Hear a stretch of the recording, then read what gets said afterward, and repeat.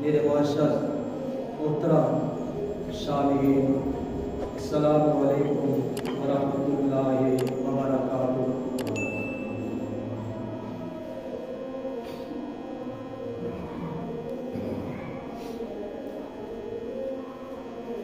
اعلیٰ حضرت عظیم البرکت الشاہ امام احمد رضا خان بریلوی علیہ رحمہ اپنے اس کلام کے اندر فرماتے ہیں، خدائے قہار ہے غضب پر، کھلے ہیں بدکاریوں کے دفتر۔ اعلیٰ حضرت فرماتے ہیں خدائے قہار ہے غضب پر، کھلے ہیں بدکاریوں کے دفتر، بچا لو آ کر شفیع محشر تمہارا بندہ عذاب میں، بچا لو آ کر شفیع محشر تمہارا بندہ عذاب میں۔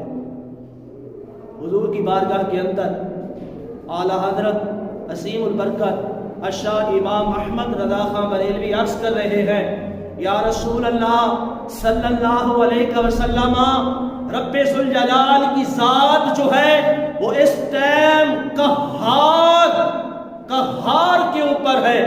اللہ کا جو قہر ہے، رب کی جو ذات ہے وہ اپنا قہر جو ہے اس ٹائم برسا رہی ہے، نازل فرما رہی ہے۔ یا رسول اللہ صلی اللہ علیہ وسلم، رب کی ذات اس ٹائم اس واسطے قہار بنی ہوئی ہے کہ برائیوں کے جو دفتر ہیں وہ کھلے ہوئے ہیں، رب کی ذات قہار بنی ہوئی ہے، بچا لو آ کر شفیع محشر کہ تمہارا بندہ عذاب میں۔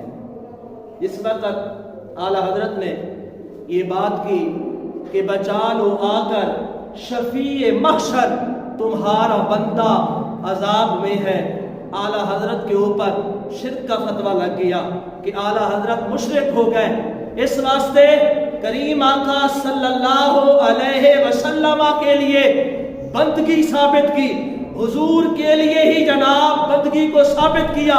کیسے کہ بندہ جو ہے بمانا بندگی کے ہے اور بندگی بمانا عبادت کے ہے، اعلیٰ حضرت نے عبادت سرکار کے لیے ثابت کی ہے، لہذا رب کے علاوہ کسی اور کے لیے عبادت کو ثابت کرنا یہ شرک ہے، اس سے انسان مشرک ہو جاتا ہے۔ کیا ہو جاتا ہے؟ مشرک ہو جاتا ہے۔ یارو بات ایسے نہیں ہے، بندہ بمانا جہاں بندگی کے ہے نا وہاں بندہ بمانا غلام کے بھی ہے، جہاں بندہ بمانا بندگی کے ہے وہاں بندہ بمانا کیا ہے؟ غلام کے بھی ہے۔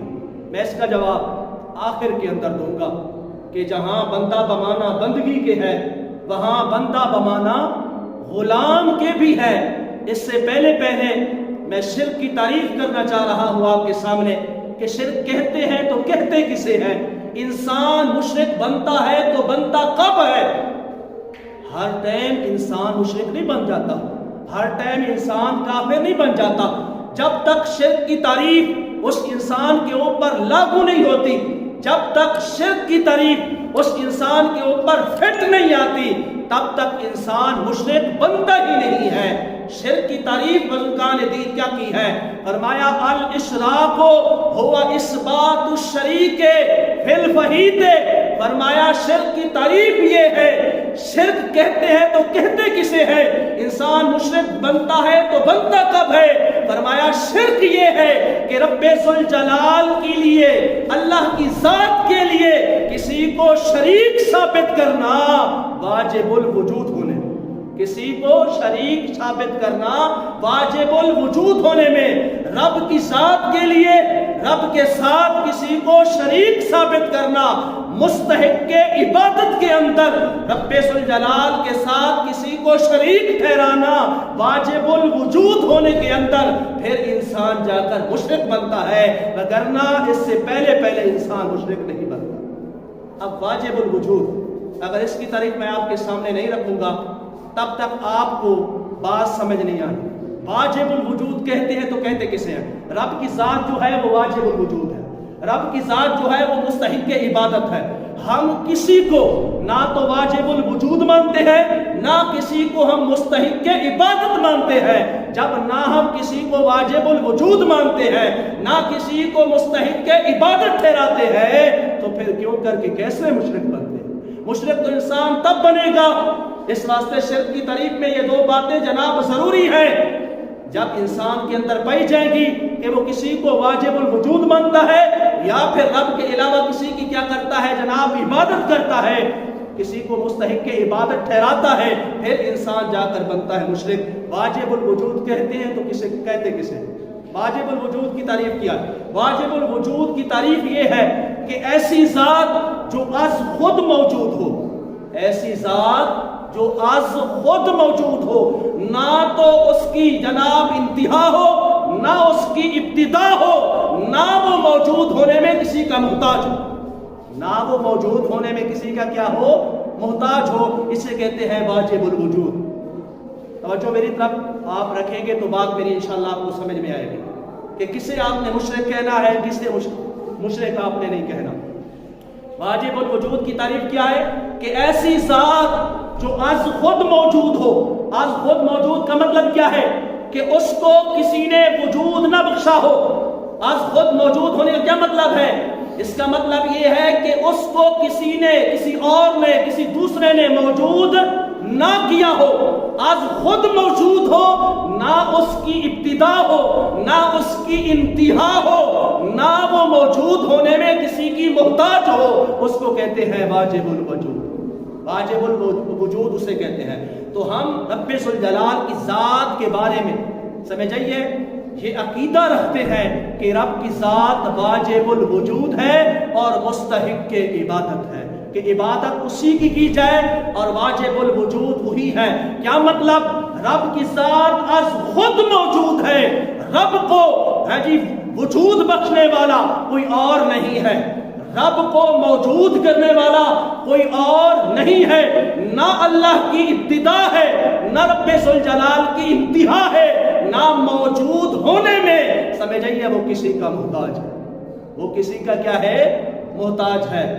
ہمارا جتنے بھی اللہ کے محبوب مقرب بندے، اللہ کے وہ پیارے انبیاء ہوں یا رسول ہوں یا اللہ کے اولیاء ہوں، کسی نبی، کسی رسول اور کسی ولی، کسی محبوب مقرب بندے کے بارے میں یہ عقیدہ نہیں ہے کہ وہ واجب الوجود ہے یا مستحق عبادت ہے۔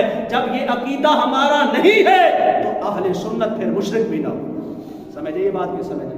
ہم کسی نبی، کسی رسول صلی اللہ علیہ وسلم، کسی ولی، اللہ کے کسی محبوب مقرب بندے کے بارے میں یہ عقیدہ نہیں رکھتے۔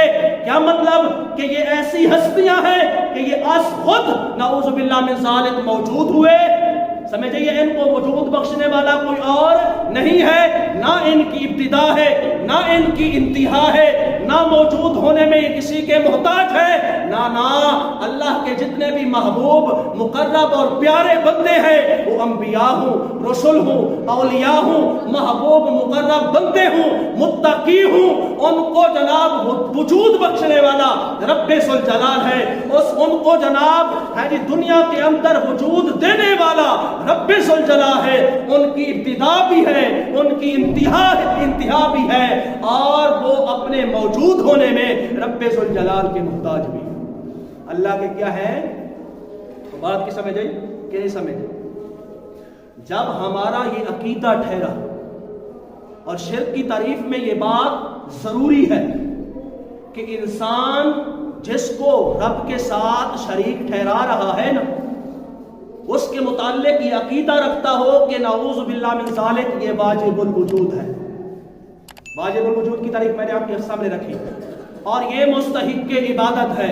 میں آپ سے پوچھتا ہوں کیا آپ اس بات کو تسلیم کرتے ہیں اللہ کے علاوہ کوئی اور واجب الوجود ہو، اللہ کے علاوہ کوئی اور مستحق عبادت ہو؟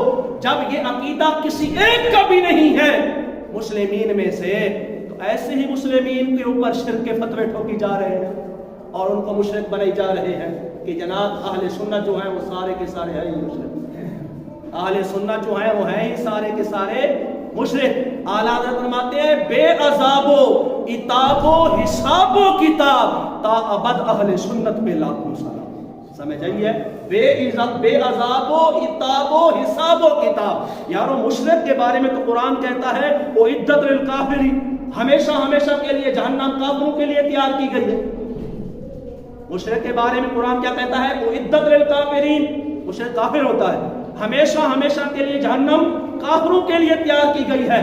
مسلمین نے ہمیشہ ہمیشہ کے لیے جہنم میں نہیں رہنا، ہمیشہ ہمیشہ کے لیے کلمہ کفر نے جہنم کے اندر نہیں رہنا۔ اس کے جتنے جناب پاپ ہونے ہیں، جتنے اس کے جناب گناہ ہونے ہیں، رب چاہے تو اس کے جناب سارے پاپ معاف فرما دے، اگر نہ چاہے تو جتنا سزا اس کی بنتی ہے اتنا دیر اس کو جہنم کے اندر رکھ کے پھر اس کو اپنے حبیب کی شفاعت کے صدقے جنت کے اندر لے آئے۔ رب ذوالجلال کی مشیت کے اوپر ہے، ہمیشہ ہمیشہ کے لیے مسلم جہنم میں نہیں رہنا، جہنم ہمیشہ ہمیشہ کے لیے مشرک کے لیے یارو کافر کے لیے تیار کی گئی ہے۔ کس کے لیے تیار کی گئی ہے؟ ہمیشہ ہمیشہ کے لیے کافروں نے جہنم میں رہنا۔ تو اعلیٰ حضرت کیا فرماتے ہیں؟ فرماتے ہیں بے عذاب و حساب و عتاب و کتاب تا ابد اہل سنت پہ لاکھوں سلام۔ اہل سنت تو جناب ایسا جناب مسلک ہے اہل سنت کا، ایسا مذہب ہے اہل سنت کا، ایسی جماعت ہے اہل سنت۔ اعلیٰ حضرت بے عذاب و حساب و عتاب و کتاب، سمجھیے بے عذاب و ان کو جناب عذاب ہونا ہی نہیں ہے، بے عذاب و عتاب وغیرہ ہونا ہی نہیں ہے، حساب بھی ان کا ہونا بھی نہیں ہے۔ بے عذاب و عتاب و حساب و کتاب تا ابد ہے جی، ہمیشہ ہمیشہ قیامت تک تا ابد اہل سنت پہ لاکھوں سلام۔ سمجھ آئیے؟ اہل سنت دے اوتے لکھاں سلام۔